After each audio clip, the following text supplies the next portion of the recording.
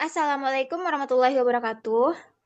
Baiklah, kami dari kelompok 8 akan mempresentasikan hasil penelitian kami yang berjudul Ekspresi Emosi Melalui Bahasa, Kesalahan Bahasa di Lanjanier, dan Pengaruhnya dalam Pandangan Islam. Baiklah, saya di sini sebagai moderator, Sarah Ulusna dengan NIM 2410852033. Selanjutnya teman saya. Saya Sylvia Widiarti Baur Simanjuntak dengan NIM 24 1085 2031. Saya Kaisa Dia Muharani dengan NIM 24 10 85 2009. Saya Mei Sylvia dengan NIM 2410853027.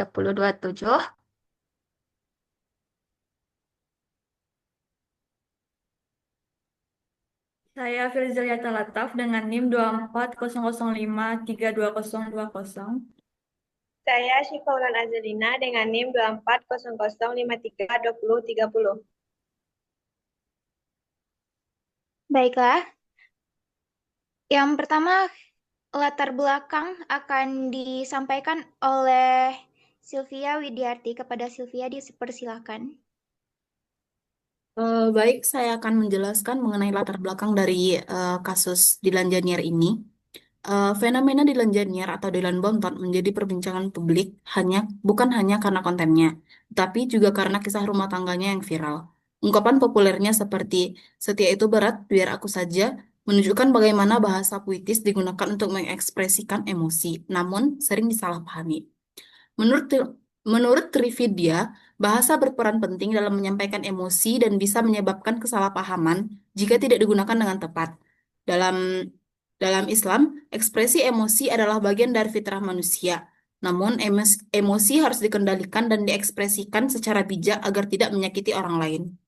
Dengan lebih dari 80% remaja Indonesia aktif di media sosial, menjadikannya ruang utama dalam berekspresi. Oleh karena itu, literasi bahasa dan emosi sangat penting agar ekspresi di media sosial tidak menimbulkan dampak negatif. Mari kita gunakan media sosial dengan bijak dan menjadi agen perubahan positif dalam masyarakat. Saya kembalikan kepada moderator.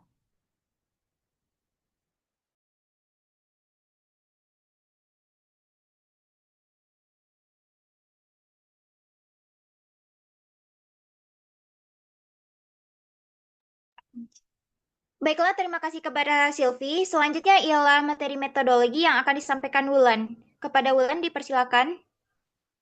Baik, saya akan membacakan hasil dari metodologi.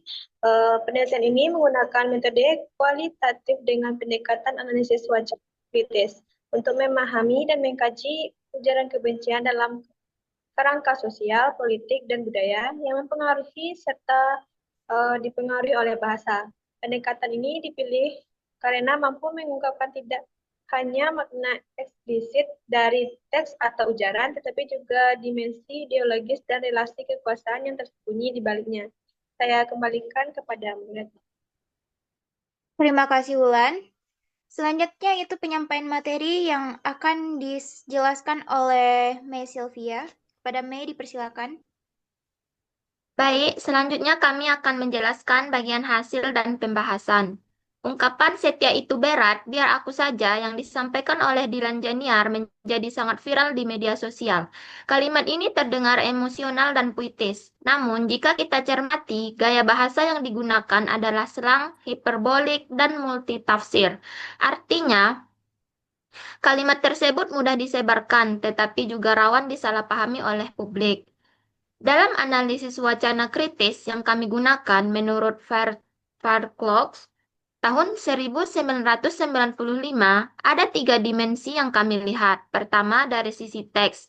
Bahasanya mengandung diksi yang emosional dan provokatif. Kedua, pada praktik wacana. Bahasa ini diproduksi dan dikonsumsi secara masif di media sosial, misalnya dalam bentuk komentar, meme, bahkan konten parodi.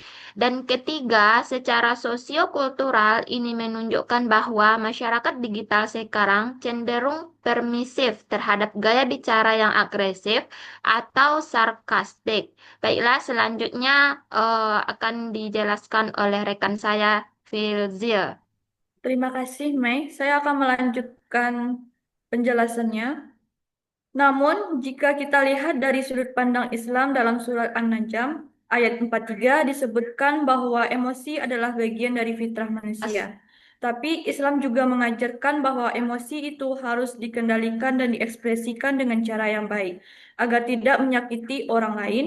Dalam hal ini, bahasa yang digunakan secara tidak bijak, apalagi jika bersifat sindiran atau sarkasme, bisa melanggar etika komunikasi dalam Islam.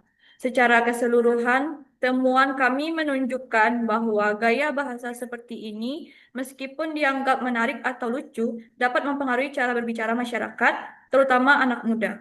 Jika tidak diimbangi dengan literasi bahasa dan pemahaman etika, maka ini bisa mengaburkan norma kesopanan dan merusak kualitas komunikasi di era digital. Saya kembalikan kepada moderator. Terima kasih kepada Mei dan Fizil. Selanjutnya yaitu kesimpulan yang akan disampaikan oleh Kaisah. Baiklah, jadi kesimpulannya adalah hasil penelitian menunjukkan bahwa podcast YouTube menampilkan beragam gaya bahasa seperti slang, permainan diksi, dan ekspresi emosional dramatis. Penggunaan bahasa slang berpotensi mempengaruhi cara berbahasa masyarakat, bahkan menyimpang dari kaidah bahasa Indonesia.